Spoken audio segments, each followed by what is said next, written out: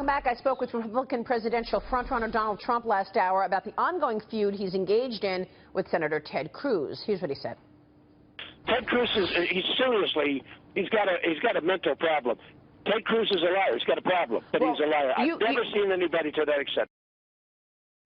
I want to bring in South Carolina Governor and current South Carolina Congressman Mark Sanford. Sir, good to have you on the program. Thanks so much for joining us. Yes, ma'am. How does a fight like this play out for the people of South Carolina going into the primaries? Well, I mean, I don't know how it plays out for the people of South Carolina, but what I do know is it's going to have real impact in I think, the election and the voter psyche going into Saturday. I think that a couple things are going to unfold. I think that Trump has hurt himself. I mean, he's defied all political gravity here since this thing started. But, you know, South Carolina has been an important bellwether. I think it's going to send a bellwether message with regard to the degree of I don't know, crass. I'm not sure what the right word would be, but I mean, he has just seemingly crossed the line here in the debate on Saturday. So I think it's going to not spell that well for him, and I suspect at some level it hurts Cruz. You can't take these attacks forever without there being some degree of inflicted damage. So who are you expecting to play well in South Carolina then, this upcoming primary? Well, the polls have it that Trump's way out, and then Cruz is second, and then it goes to either Rubio or Bush. My sense is it's going to be a jump ball between Trump, Cruz, and then either Rubio or Bush. I'm not sure which. I mean, Kasich had a great performance on the debate on Saturday. I don't know if it's too little too late, though, to pull him across the finish line in what I think is going to be a consolidated group at the front. My sense is that Jeb has a little bit of momentum, yeah. But again, we'll see. Dagan. Congressman, it's good to see you. Did South Carolina voters watch that debate? Because I don't know how they could watch that and think that Donald Trump is a Republican and is a conservative. No, that's what I was trying to get at. I mean, there was a line crossed. It's one thing to hear about him saying something about Megyn Kelly. It's something to say something about somebody else. But when you're in South Carolina and there's a debate here in state, there was a degree of attentiveness that I think has been there, you know, that we've not seen thus far. People were focused on Saturday. I walked some of the little downtown in Greenville, and people were talking about it in a way that wouldn't have been the case with some of the other debates in other states. It's also crossing the line, talking crazy talk about 9/11. Whether it's right or wrong, it's not the accepted wisdom that somehow George W. Bush hid the fact that 9/11 was coming. And when you go that far out on the limb, I think you're really putting yourself at risk as a candidate. I think Trump has done so. Yeah, we talked about this last hour with Jeb Bush. He offered his take on the candidacy of Donald Trump as well. Listen to this, sir. Donald Trump is not a conservative, and he doesn't have a steadiness necessary to be president. He gets unhinged pretty quick. You can get under his skin, and then he kind of loses it.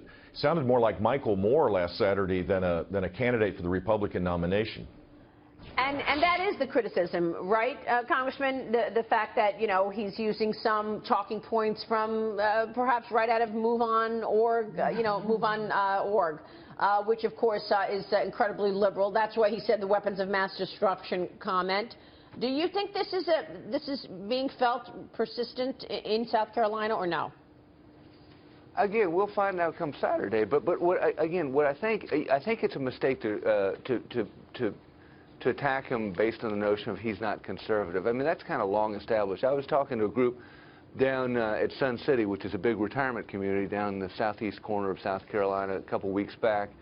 And they said to me, you know, look, I don't know that he's been consistent philosophically. I don't even know if I want his finger close to the nuclear button. But I want to send a message to Washington that I want to see China broken. Not the country, but as in T in China.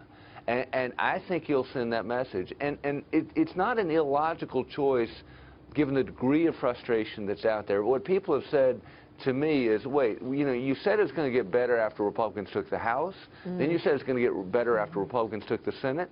Then never mind the fact that those promises were premised on, in essence, a non-constitutional form of government. I mean, you still got three branches. But But people are frustrated, and they want to see a change. So the idea he's not conservative enough, I don't think is something that really cuts.